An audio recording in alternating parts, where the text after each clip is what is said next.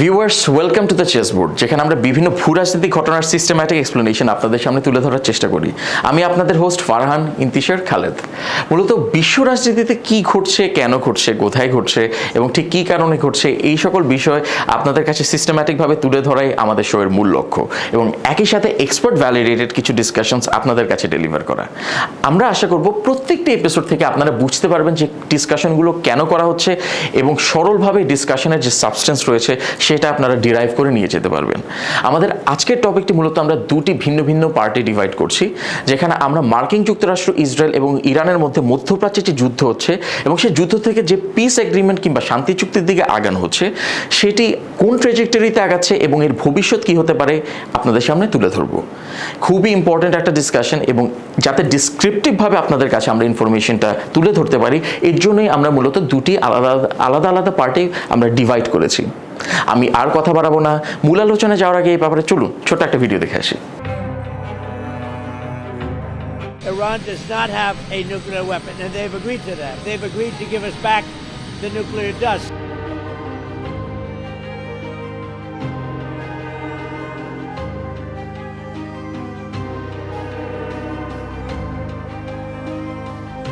I will say the war in Iran is going along swimmingly.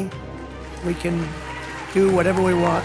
That we had formally requested an extension of the ceasefire. That is not true at this moment. We remain very much engaged in these negotiations, in these talks.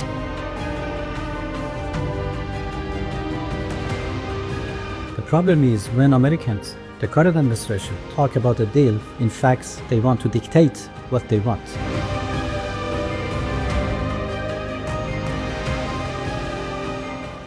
সুপ্রিয় দর্শক, আমাদের সাথে থাকার জন্য আপনাদের অসংখ্য ধন্যবাদ। আমার সাথে স্টুডিওতে উপস্থিত আছেন major general doctor Naeem Ashfaq Chowdhury. তিনি একজন অবসরপ্রাপ্ত সামরিক কর্মকর্তা, তিনি একজন নিরাপত্তা বিশ্লেষক এবং একই সাথে he is the vice chairman at the Osmani centre for piece and security studies. Sir, আপনাকে অসংখ্য ধন্যবাদ আমাদের সাথে থাকার জন্য। Thank you for having me, and I always enjoy your company. Thank you so much sir. Likewise, আপনি যখনই আসেন মনে হয় শুধু যে আমাদের দর্শক শিখছে জানো, আমিও নতুন নতুন কিছু ইনফরমেশন অ্যাবজর্ব করে নিচ্ছি। স্যার, আমরা আজকে তো ইরান এবং যুক্তরাষ্ট্রের মধ্যকার যুদ্ধ এবং যেখানে ইসরায়েলও কমপ্লিসিট আছে সেই সম্পর্কে একটা কম্প্রিহেন্সিভ ডিসকাশন আগাবো। স্যার, যুদ্ধের বর্তমান পরিস্থিতিটা কি? Difficult question. এই কারণে difficult question. It is so evolving এবং ডাইনামিক যে everyday there is a change. আমি এভরিডে বললে হয়তো বা কেউ বলবেন যে না এভরিডে না, every hours it is changing.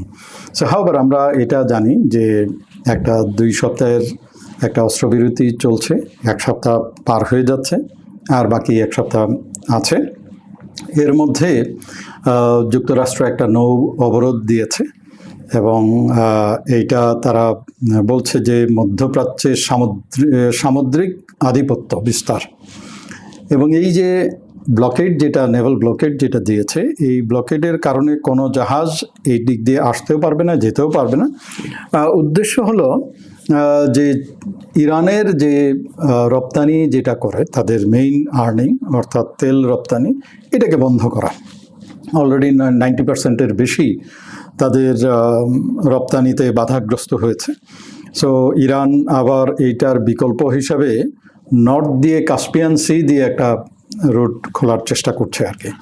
By this time এখানে প্রায় 10,000+ অলরেডি এই হরমুজের আশেপাশে ট্রুপস ডিপ্লয়েড হয়েছে। মোর দেন 15 নৌ ভেসেলস মানে যুক্তরাষ্ট্রের এটা ডিপ্লয়েড। এবং এর মধ্যে যে কূটনৈতিক যে কার্যক্রম যেটা আছে, কূটনৈতিক কার্যক্রম বিভিন্ন লেভেলের শাটল ডিপ্লোমেসি অলরেডি চলছে। এটা জানেন যে পাকিস্তানের প্রধানমন্ত্রী অলরেডি সৌদি আরব, তারপরে যাবেন কাতার, তারপরে যাবেন turkey. On the other hand field marshal Asif Monir already is in Tehran. Yes. So এই যে শাটল ডিপ্লোমেসি, এই শাটল ডিপ্লোমেসিটা চলছে, একদিকে এইটা যেমন চলছে, অন্যদিকে ইউকে এবং ফ্রান্সের তাদের লিডারশিপে আবার নতুন আরেকটা কূটনৈতিক একটা প্রচেষ্টা তারা চালাচ্ছে যে কোয়ার্সিভ ওয়েতে না যেয়ে ডিপ্লোম্যাটিক ওয়েতে যদি আমরা একটা সমাধানে আসতে পারি যে হরমুজ প্রণালী সকল সময়ের জন্য এটা খোলা থাকবে। সো কোয়ার্সিভ ওয়ে আর একটা হলো পিস একটা ওয়েতে শান্তিপূর্ণ উপায়ে এটা করা। সো প্রায় 40টা দেশ এর সাথে সম্পৃক্ত হচ্ছে। ইন্টারেস্টিংলি এই যে 40টা দেশ যেটা যুক্তরাজ্য এবং ফ্রান্সের নেতৃত্বে হচ্ছে, সেখানে যুক্তরাষ্ট্র নাই। So this is a interesting geopolitical calculation আমরা বলতে পারি। এবং তার সাথে আবার নেটোর সাথে ইউএসের যে এক ধরনের টানাপোড়েন আমরা লক্ষ্য করছি, সেটাও দেখছি।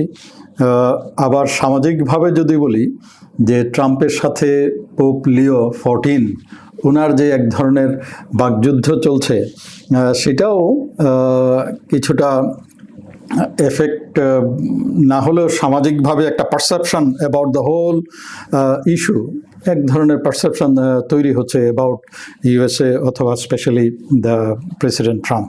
স্যার, আমরা কিন্তু এখানে কিছু ইরাটেক বিহেভিয়ার দেখেছি। তিনি বলেছেন পোপ লিও পিস প্রসেস সম্পর্কে বুঝেন না, তিনি কনফ্লিক্ট সম্পর্কে বুঝেন না, এবং he is very soft on crime. এবং পরবর্তীতে তিনি তার ট্রুথ সোশ্যাল প্ল্যাটফর্মে কিন্তু তাকে জিসাস ক্রাইস্ট হিসেবে ডিপিক্ট করে একটা ছবি তিনি ছেড়েছিলেন। তো এটা কিন্তু আসলে এর উপর একটা আলাদা এপিসোড করা যেতে পারে যে আসলে ইউএস সাইকি কোন দিকে আগাচ্ছে। স্যার, আমি যদি এই যে 2 উইক সিজ ফায়ারের কথা আপনাকে জিজ্ঞেস করি, আমরা কিন্তু স্যার এখানে দেখেছি দুপক্ষ থেকে বলা হয়েছে যে আমরা এটাকে মানব, কিন্তু যখনই ইসলামাবাদে আপনার পিস প্রসেসটা চালু হয়, যেদিন আপনার ডিসকাশনটা হচ্ছিল, সেদিন আপনার লক্ষ্য করা গিয়েছে যে ইউএস থেকে দুটো ডিস্ট্রয়ার স্ট্রেট অফ হরমুজে প্রবেশ করে, এবং অনেক পাবলিকেশন বলছে যে ইরানের টেরিটোরিয়াল ওয়াটার্সে জলসীমার মধ্যে তারা চলে আসে, এবং তাদের যখন আইআরজিসির সাথে ইন্টারাকশন হয় তখন তারা বলছে তারা এখানে মাইন্ড ক্লিয়ার করতে এসেছে। তো এটা কি স্যার সিজ ফায়ারের ভায়োলেশন হয়েছে? এটা কি কোনো কনফ্রন্টেশনের দিকে আগাতে পারতো? অবশ্যই এটা একটা ডেঞ্জারাস সিগন্যাল। ইরান সাথে সাথে এটাকে প্রোটেস্ট করেছে যে কোনো অবস্থাতেই অ্যাকচুয়ালি আমরা যদি কোনো একটা দেশের সমুদ্র সীমা যদি বলি, এই সমুদ্র সীমা নির্ধারণ করে ইটলস, ITLOS, ইটলস। সো ইটলসের যে রুল, এই রুল অনুযায়ী যে আমার যে জলসীমা যেখান থেকে শুরু হবে তার থেকে 12 নটিক্যাল মাইল আমার নিজস্ব এলাকা বলে এইটা চিহ্নিত হবে। সো 12 নটিক্যাল মাইল মানে হলো রাফলি অ্যারাউন্ড 22 কিলোমিটার্স। সো হরমুজ প্রণালীর সবচেয়ে চিকন সরু যে জায়গা সেটা হলো 22 কিলোমিটারের মতো আর কি। একদিকে হলো ইরান, অন্যদিকে হলো Oman.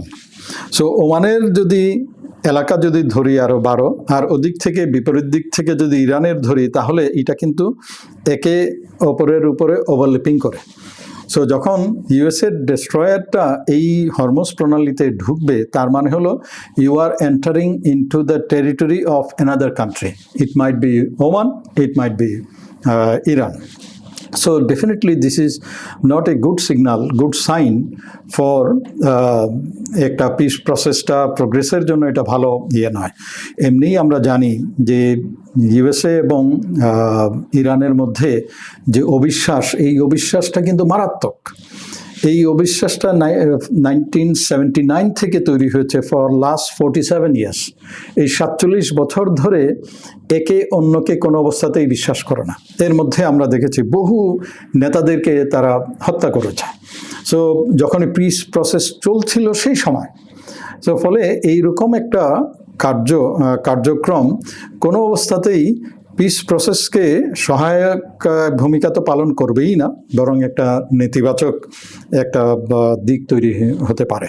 It's good that they have gone back. আমরা যতটুকু শুনেছি যে ডেস্ট্রয়ার দুইটা যেটা ছিল, যে পেছনে যে তারা ইন্টারন্যাশনাল ওয়াটার যেটা আছে সেইখানেই আছে, দ্যাট ইজ বেটার। সো এই যে কাজটা, এই উস্কানিমূলক কাজ যদি আমরা বলি, অথবা অদূরদর্শী কোনো কাজ হয়নি, লং টার্ম চিন্তা করে এই সকল মুভমেন্টগুলো করা উচিত। যে কোনো একটা tactical move which might be felt at the strategic level, এই যে একটা মুভ হলো, এটা টেকনিক্যাল লেভেলে মুভ হয়েছে, কিন্তু এটার রেমিফিকেশন অথবা ইম্প্যাক্ট যেটা আছে এটা কিন্তু স্ট্র্যাটেজিক লেভেলে হয়ে যাচ্ছে। অর্থাৎ এইখানে যেটা ইম্পর্টেন্ট ছিল যে কনফিডেন্স বিল্ডিং মেজার্স নেওয়া উচিত, এটা তার বিপরীত কাজটা করেছে। সো এই কাজটা কোনোভাবেই আমার কাছে মনে হয় না যে একটা পজিটিভ কাজ হয়েছে। জি স্যার, কমপ্লিটলি অ্যাগ্রিড। এবং এই যুদ্ধের যে পিস প্রসেসটা যখন চালু হয়, সিজ ফায়ারের আগে কিন্তু দুটি দল থেকে বা দুটি গ্রুপ থেকে, যে ইরান থেকেও যুক্তরাষ্ট্র থেকেও কিছু তারা তাদের দাবি দাওয়া পেশ করেছে স্যার। তো এই পিস প্রসেসের এগ্রিমেন্টের অংশ হিসেবে তারা তাদের দাবি দাওয়া কিভাবে, মানে কি কি দাবি দাওয়া রেখেছিল স্যার? রাইট, আমরা জানি যে ইরান তাদের 10টি দাবি দেওয়া ছিল। জি স্যার। আর ইউএসএর ছিল প্রায় 15টি। সো এই 10টি দাবি দেওয়া যদি ইন ভার্বাটিম বলি, সেখানে ছিল ইরানের যুক্তরাষ্ট্রের নৌ অবরোধ এবং অর্থনৈতিক নিষেধাজ্ঞা যেটা আছে ফর লাস্ট 47 ইয়ার্স, এটা অবিলম্বে প্রত্যাহার করতে হবে। 2 নম্বর ছিল ইরানের যে সভরেন্টি, সার্বভৌমত্ব ও অভ্যন্তরীণ নীতি নির্ধারণে কোনো প্রকার কোনো হস্তক্ষেপ করা যাবে না। 3 নম্বর ছিল ভবিষ্যতে যেন আমেরিকা ইরানের বিরুদ্ধে কোনো সামরিক অভিযান না চালায়, তার একটা লিখিত একটা গ্যারান্টি তারা চেয়েছে। যুদ্ধ বিধ্বস্ত অঞ্চলে আন্তর্জাতিক মানবিক সহায়তা প্রবেশের অনুমতি, ইসরায়েল লেবানন ফ্রন্টে নিরপেক্ষ নীতি গ্রহণ, ইরানি বন্দীদের মুক্তি ও যুক্তরাষ্ট্রে আটক ইরানিদের প্রত্যাবর্তন, পারমাণবিক চুক্তি জেসিপিওএতে যেটা 15 সালে ছিল ওইটা পুনরায় কার্যকর করা এবং নতুন কোনো শর্ত আরোপ যেন না হয়। এটাই হলো মেইন। আমরা পরে হয়তো বা আলোচনা আরও করতে পারি। তেল রপ্তানি এবং ব্যাংক লেনদেনের স্বাধীনতা পুনঃ প্রতিষ্ঠা করা, আঞ্চলিক নিরাপত্তা ফোরাম গঠনের প্রস্তাব, যেখানে আবার পাকিস্তান এবং চীনও যেন এইটার অন্তর্ভুক্ত হয়, এবং জাতিসংঘের তত্ত্বাবধানে যুদ্ধবিরতি পর্যবেক্ষণ মিশন গঠন। এই 10টা ছিল মূলত ইরানের যে দাবি দেওয়া। On the other hand USA আবার 15টা তাদের দাবি দেওয়া দিয়েছে।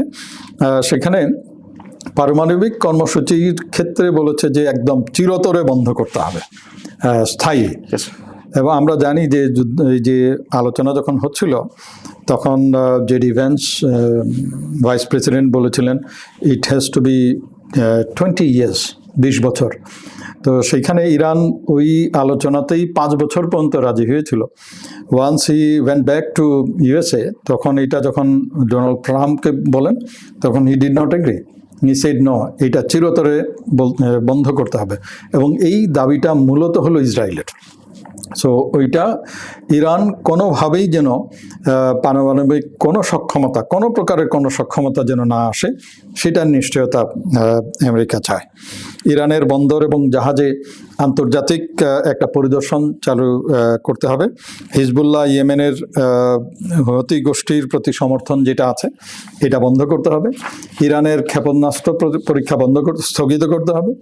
যুদ্ধ বিনিময় যেটা আছে দুই দিকে আটকে পড়া, স্পেশালি মার্কিন নাগরিকদের মুক্তি, হরমুজ প্রণালীতে বাণিজ্যিক জাহাজ চলাচলের নিরাপত্তা নিশ্চিতকরণ, ইরানের সামরিক ঘাঁটিতে আন্তর্জাতিক পরিদর্শন, ইরানের সাইবার অপারেশন বন্ধ, ইরানের তেল রপ্তানি যেটা এটা সীমিত কোটায় তারা নির্ধারণ করতে হবে, ইরানের ব্যাংকিং লেনদেন আন্তর্জাতিক নিয়ন্ত্রণে নিয়ে আসতে হবে, ইরান চীন সামরিক সহযোগিতা বন্ধ, ইরানের আঞ্চলিক মিলিশিয়া নেটওয়ার্ক ভেঙে ফেলতে হবে, ইরানের মানবাধিকার পরিস্থিতি উন্নয়নের একটা রোডম্যাপ থাকতে হবে, ইরানের পারমাণবিক গবেষণায় আন্তর্জাতিক তত্ত্বাবধান থাকতে হবে, এবং দীর্ঘমেয়াদী নিরাপত্তা চুক্তি যেখানে ইরান ভবিষ্যতে যুক্তরাষ্ট্রের মিত্রদের বিরুদ্ধে, স্পেশালি হিজ মিনিং গালফ, আক্রমণ না করে সেইরকম পরিস্থিতি, সেরকম ডিমান্ড তাদের ছিল। এই 15টা ডিমান্ড ছিল। স্যার, এই ডিমান্ডগুলোর মধ্যে আমি একটা এডিশনাল কোয়েশ্চেন করি আপনাকে, একটু কি অসামঞ্জস্য লাগছে না যে একটা দেশের উপর এত নিষেধাজ্ঞা দিচ্ছে যে তা পিসফুল প্রসেসের কারণে তারা যদি নিউক্লিয়ার টেকনোলজিকে ব্যবহার করতে চায়, সেক্ষেত্রে তো স্যার অনেক বাধা বিপত্তি দিয়ে রেখেছে। তো এই যে গ্রিন ট্রানজিশনের কথা কিন্তু আমরা ওয়েস্ট থেকে শুনতে পাই, তারা কিন্তু এই আইডিয়াসগুলোকে রেভলিউশনাইজ করেছে এক ক্ষেত্রে। তো একটা দেশের উপর এত যদি নিষেধাজ্ঞা আরোপ করা হয়, তাহলে তো বাই নেচার তারা তো রিভোল্ট করতেই পারে, রিটালিয়েট করতে তারা চেতেই পারে। তো এদিক দিয়ে আপনি ইসরায়েলের যে একটা কথা বলেছিলেন যে মানে ইসরায়েলের দাবি ছিল এখানে যে তাদের নিউক্লিয়ার যেটা তাদের যে নিউক্লিয়ার সেক্টর রয়েছে এবং একই সাথে যে মিসাইল ডিফেন্স টেকনোলজি রয়েছে সেটার প্রলিফারেশন টেস্টিং সবকিছু একদম বন্ধ করে আনতে হবে। তো এই যে ইসরায়েলের যে দাবি দাওয়া স্যার, তারা আর কি কি দাবি দাওয়া এক্সপ্লিসিটলি মেনশন করেছে এবং ইউএসএ ওই দাবি দাওয়াগুলোকে কতটা প্রায়োরিটাইজ করছে? রাইট, ইসরায়েলের যদি লক্ষ্য যদি আমরা চিন্তা করি, সেইখানে তার প্রথম দাবি হলো যে তার নিরাপত্তা বিধান। সো নিরাপত্তার ক্ষেত্রে যে সকল হুমকি দেখে, এটার মধ্যে প্রধান হুমকি হলো ইরান। অর্থাৎ ইরান তার দুইটা দিকে, একটা হলো তো ব্যালিস্টিক মিসাইলস এবং মিসাইল রেঞ্জের ভিতরে আছে এবং তার যে ক্যাপাসিটি বা ক্যাপাবিলিটি যেগুলো আছে তাতে করে ইসরায়েলকে ক্ষতিগ্রস্ত বা ধ্বংস করার জন্য যথেষ্ট। এটা হলো একটা। এর সাথে যদি নিউক্লিয়ার যোগ হয় তার মানে হলো ইসরায়েলের কোনো অস্তিত্বই আর থাকবে না। রিমেম্বার, ইরান এনপিটি সাইন করেছে, ইসরায়েল কিন্তু এনপিটি সাইন করে নাই তার, এবং এটাও মোটামুটি সবাই নিশ্চিত যে ইসরায়েলের নিউক্লিয়ার ওয়েপন আছে। জি। সো সেইখানে সে নিউক্লিয়ারাইজড হতে পারবে কিন্তু তার শত্রু হতে পারবে না, এটা হলো অসম দাবি। 2 নম্বর, তার নিরাপত্তার ক্ষেত্রে যেটা সমস্যা করছে সেই সমস্যা হলো যে প্রক্সি গ্রুপ যেগুলো আছে, স্পেশালি ওদিকে হিজবুল্লাহ, এদিকে হামাস, আর নিচে হলো হুথি। সো সে এই যুদ্ধের সময় তার মেইন ছিল পারমাণবিক করা যাবে না কোনোভাবেই, এবং হিজবুল্লাহকে নিয়ন্ত্রণ এটা করতেই হবে। আর কোনোভাবেই যেন তার যে প্রক্সিগুলো আছে এই প্রক্সিগুলো তারা যেন এইটাতে ইসরায়েলের এগেনস্টে কোনো কাজ না করতে পারে, সেটার একটা নিশ্চয়তা সে ছিল। এবং এই যে মধ্যস্থতা যেটা আছে, এই মধ্যস্থতার মধ্যে ইসরায়েলের পার্মানেন্ট একটা শান্তি আসবে, এইটার নিশ্চয়তা যেন লিখিত থাকে, সেটাই ইসরায়েল চেয়েছিল, which USA did not agri. G sir. যার কারণে কিন্তু ইউএসএর হয়তো বা অ্যাডভোকেসিতে ইসরায়েল লেবাননের সাথে বসছে সেপারেটলি। লেট দিস ইরান এবং ইউএসএর যে চুক্তি যেটা আছে, এই চুক্তিটা এইখানকার যে শান্তি যেটা আছে বর্তমান পরিস্থিতি, এইটাকে যেন ক্লিয়ার করে এবং এই চুক্তিটা যেন খুব বেশি জটিল না হয়ে যায়। আবার তার সাথে যদি প্রক্সি যোগ হয়, লেবানন যোগ হয়, হুতি যোগ হয়, তাহলে এটা অনেক হলো লেংদি হবে, দীর্ঘায়িত হবে, এটার সলিউশন পাওয়া যাবে না এবং এই পুরো বিষয়টা একটা জটিল আকার ধারণ করতে পারে। So USA did not agree with this one as Israel wanted to. So Israel তখন সেপারেটলি লেবানন সাথে আবার আলাদা বসেছে in order to find a solution of Hezbollah. যুক্তরাষ্ট্রে বসেছিল স্যার, তাদের যে অ্যাম্বাসেডর ছিল। জি, ওইটা আলাদা বসছে ফর মানে লেবানন ভার্সাস ইসরায়েল, যেখানে হিজবুল্লাহ ছিল না। জি স্যার। আচ্ছা sir, thank you so much. এবং এই ব্যাপারে আমরা পরবর্তী এপিসোডে আরেকটু ইলাবোরেটলি ডিসকাস করব। স্যার, এই যে 21.5 ঘন্টার মতো যে তাদের, এটা অনেকেই বলছে এটা একটা ম্যারাথন ডিসকাশন ছিল বা ডায়ালগ ছিল। তো এতক্ষণ স্যার তারা বসেও তাদের দাবি দেওয়া কিন্তু যেটা বলছিলাম একটু অ্যাসিমেট্রিক্যাল, যে দুটো দেশের মধ্যে। তো আপনার কি মনে হয়, আপনার প্রফেশনাল এক্সপিরিয়েন্স কি বলে, এটা কেন কোনো ফ্রুটফুল আউটকাম আনতে পারেনি প্রথমেই ডিসকাশনটাতে? কারণ এত বিপরীতমুখী ডিমান্ডগুলো ছিল। আমি একটু আগে যেটা বললাম 10টা এবং 15টা, যে এইটাকে কনভার্জ করা is a very very difficult task. So সেইখানে যেটা হয় সাধারণত দুইটা পক্ষের কিছু রেড লাইন থাকে, যে আমার 10টা আছে, 10টার মধ্যে এই 3টাকে আমি কোনোভাবেই কম্প্রোমাইজ করবো না, অথবা আমি এই 5টাকে কোনোভাবেই কম্প্রোমাইজ করবো না। এই রেড লাইনগুলো সাধারণত একদম যদি না মানে বাকিগুলো, মানে এটাকে আমি ক্রস করব না, বাকিগুলোতে কতটুকু ছাড় দিবে তার মাধ্যমেই কিন্তু এইটার সলিউশন আসবে। দিস প্রবলেম ইজ মানে as old as 47 years. So 47 বছরের একটা সমস্যা আমরা 21 ঘন্টায় সলভ করে ফেলবো, এবং এত জটিল একটা বিষয়, যেমন ইরানের সাথে সৌদি আরবের সম্পর্ক, বা ইরানের সাথে কাতারের সম্পর্ক, ইরানের সাথে বাহরাইন বা ইউএইর যে সম্পর্ক, এটাও কিন্তু এর সাথে সম্পৃক্ত। জি। সো সহজে কিন্তু এত সহজে এই সলিউশনটা হয়ে যাবে তা এক্সপেক্ট করাও ঠিক না। আচ্ছা। দুই হলো যে দুই পক্ষই স্বীকার করেছে যে ম্যাক্সিমাম শর্তগুলো তারা অলরেডি পূরণ করেছে বা এগ্রি হয়েছে। সো ম্যাক্সিমাম হওয়াতে বাকি যে সকল শর্তগুলো তারা এখনও সলভ করতে পারে নাই, সেই সকল সলিউশনের সাথে আরও কিছু, আমার ধারণা, কিছু এক্সটার্নাল স্টেক হোল্ডার্সও ছিল, যেই সকল স্টেক হোল্ডারদের সাথে আলোচনা করলে এই পথটা আরও স্মুদেন হবে। আচ্ছা। যার কারণেই আমরা দেখতে পাচ্ছি এই যে শাটল ডিপ্লোমেসি যেটা চলছে, সৌদি আরবে গিয়েছে, কাতারে গিয়েছে, টার্কিতে যাচ্ছে, এই যে আলোচনা করা শাটল ডিপ্লোমেসি, এই শাটল ডিপ্লোমেসির মাধ্যমে আমার কাছে মনে হয় যে আলোচনাটা একটা পূর্ণাঙ্গ শান্তি প্রক্রিয়ার ক্ষেত্রে ভালো কাজ করবে। রিমেম্বার, দুটো পক্ষই কিন্তু এক্সস্টেড। একদিকে ইরান এক্সস্টেড, অন্যদিকে ইউএসএ ইজ এক্সস্টেড, এবং যত দিন যাবে তত কিন্তু দুই পক্ষের জন্যই একটু কঠিন সময় আসবে। তাদের ইন্টারনাল যে সকল প্রেশার আসছে, এক্সটার্নাল যে সকল প্রেশার আসছে, ইউএসের জন্য গ্লোবাল অর্ডার পরিবর্তনের যে প্রেশার আসছে, পেট্রোডলারের উপরে যে সকল যে হুমকি সে আঁচ করতে পারছে, অথবা সে যে একটা আইসোলেটেড হয়ে যাচ্ছে পৃথিবীর থেকে, এই সকল কিছুই কিন্তু এর মধ্যে সম্পৃক্ত করতে হবে। So at the back of the mind যতই মিলিটারি মাইট থাকুক না কেন, এটা অবশ্য আরেকটা সামরিক দিক থেকে আমি জানি না সময় হবে কিনা, আরেকটা দিক আছে। সে ফর এক্সাম্পল, আমি যদি বলি যে পৃথিবীর মধ্যে ব্লু ওয়াটার নেভি সবচেয়ে শক্তিশালী কে, ইট ইজ ইউএসএ। এই blue water navy is good for blue water, মহাসমুদ্রে তারা অজেয়, কিন্তু যুদ্ধক্ষেত্রটা কোথায়? একটা অগভীর জায়গায়, সরু একটা জায়গায়। আমি চাইলেও তো 11টা যে পারমাণবিক এয়ারক্রাফট ক্যারিয়ার আছে, আমি কি হরমুজ প্রণালীতে নিয়ে আসতে পারবো? It's not possible. যে সাবমেরিন আছে, সেই সাবমেরিনকে আমি অগভীর যে জায়গা এবং খুব ন্যারো যে জায়গা হরমুজ প্রণালী, এখানে নিয়ে আসতে পারবো?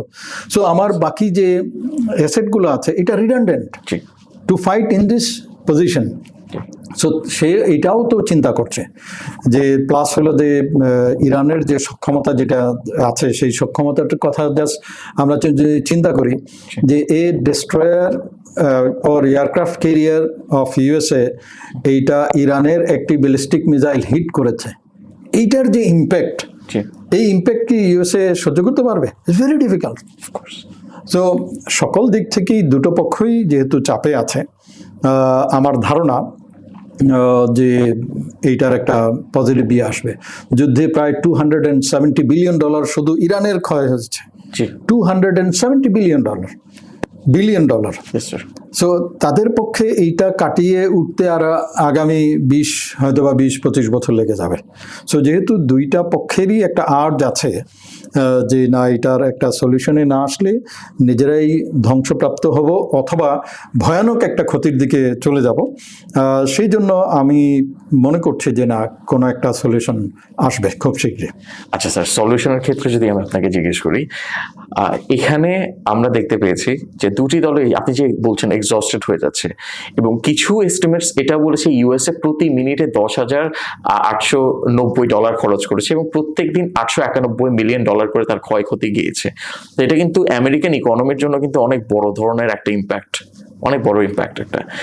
তো এখান থেকে যে তারা যে নিউক্লিয়ার মানে নিউক্লিয়ার নিয়ন্ত্রণের কথা বলছে আমাদের ইরানের জন্য, তো এই ক্ষেত্রে আবার ডোনাল্ড ট্রাম্প এই কথাটাও বলেছেন যে আমরা যে তাদের নিউক্লিয়ার যে ক্যাপাবিলিটিস এটাকে লিমিট করব, শুধু তাই নয়, একই সাথে তিনি খুবই বলবো নেগেটিভ কনোটেশন দিয়ে বলেছেন তাদের নেভি নাকি পানির তলে তলিয়ে গিয়েছে, তারপর হচ্ছে তাদের মিলিটারিকে একদম ধূলিসাৎ করে দেওয়া হয়েছে তাদের কিছুই নেই, তাদের 158টা নেভাল ভেসেলস নাকি পানির তলে, at the bottom of the ocean.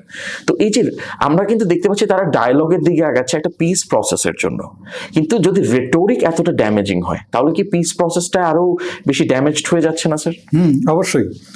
যেমন পিস টক যখন চলছিল, জি ওই সময় আবার প্রেসিডেন্ট ট্রাম্প বলেছেন যে 42,000 নিরস্ত্র নিরীহ জনগণকে ইরান হত্যা করেছে। জি দিস ওয়াজ দ্য স্টেটমেন্ট যখন পিস প্রসেসটা চলমান ইন ইসলামাবাদ। এই যে একটা impact, A president of a country, একটা ইউএসের মতো একটা দেশ বলছেন, এটা কি তাকে কোনোভাবেই সহায়তা করছে? বরং এটা ইরানকে, যে পক্ষ মানে বিবদমান দুই পক্ষের একটা পক্ষ, তাকে ক্ষুব্ধ করছে। সো এটাতে পজিটিভ তো হয়েই নাই, বরং আরও নেগেটিভ কাজ করছে আর কি।